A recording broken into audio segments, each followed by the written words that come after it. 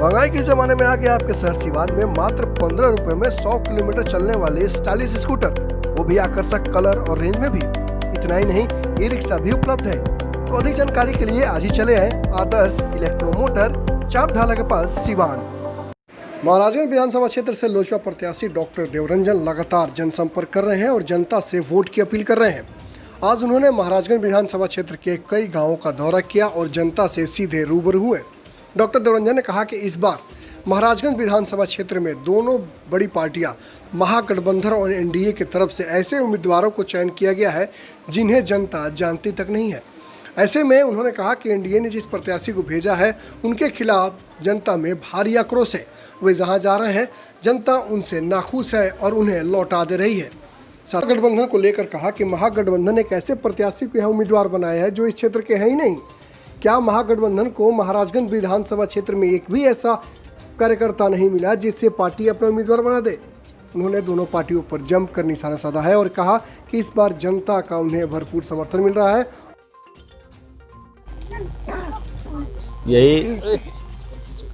यही मैसेज है कि इस बार बिहार में परिवर्तन की हवा चल रही है और महाराजगंज विधानसभा में भी परिवर्तन की हवा चल रही है।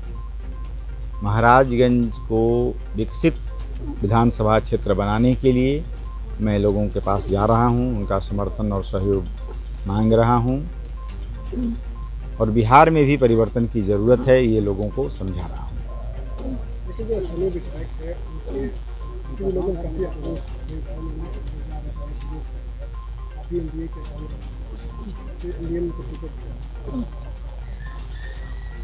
टिकट देने में कुछ नेताओं ने अहंकार का परिचय दिया है।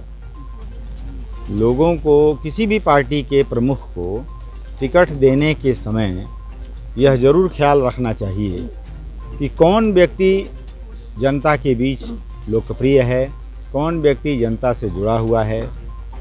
लेकिन कुछ नेता लोगों को ये अहंकार हो जाता है कि मैं जिसको टिकट दूंगा, मैं ज़मींदार हूँ, मैं जिसको टिकट दूंगा जनता उसको मजबूरन वोट दे देगी। और इस अहंकार के चलते इस बार यहाँ दो पार्टियों ने टिकट देने में गड़बड़ी की है।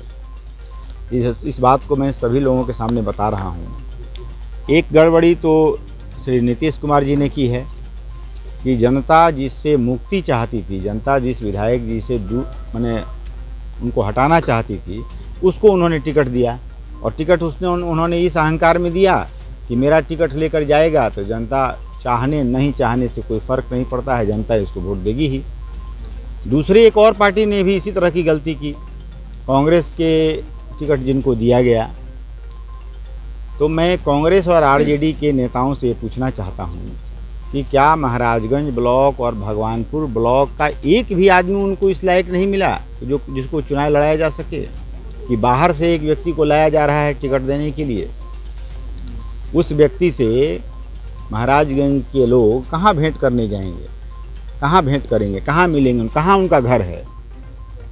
तो ये स्थिति है। और एक तनासा तो जनता सबको सिखाएगी। हाँ बिल्कुल, लोगों ने तो माने प्रजातंत्र में सबसे बड़ी शक्ति तो जनता के ही हाथ में है। आप जानते ही हैं कि कई मुख्यमंत्री चुनाव हार जाते हैं। मुख्यमंत्री चुनाव लड़ते हैं तो खुद मुख्यमंत्री, झारखंड के मुख्यमंत्री अभी कुछ दिन पहले चुनाव हार गए थे। यहाँ के भी मुख्यमंत्री चुनाव लड़कर देखें तब ना उनको पता चलेगा जनता का दुख दर्द। कल इस गाँव में घटना हुई थी, विधायक के साथ आखिर मामला क्या था, क्यों हुआ ऐसा? आप लोग तो मीडिया के लोग हैं, सब आप लोग को रिपोर्ट मिलती ही है। जिस किसी भी गांव में वो जा रहे हैं, लोग उनसे सवाल पूछ रहे हैं और सवाल पूछने पर वो बमक जा रहे हैं। लोगों पर एफआईआर करने की धमकी दे रहे हैं, लोगों को पैर तोड़वाने का धमकी देने लगते हैं। तो ये तो बहुत ही अशोभनीय बात है।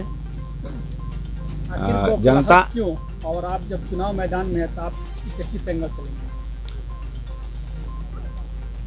मैं तो इसको इसी रूप में लेता हूं कि जनता अपने गुस्से का इजहार कर रही है, गुस्से को प्रकट कर रही है। वर्तमान विधायक जी ने पिछले 5 वर्षों में लोगों के बीच आने जाने का काम नहीं किया, लोगों के दुख दर्द में साथ नहीं खड़े हुए, कोरोना में, बाढ़ में, किसी भी तरह की मुसीबत में लोगों की मदद नहीं किए।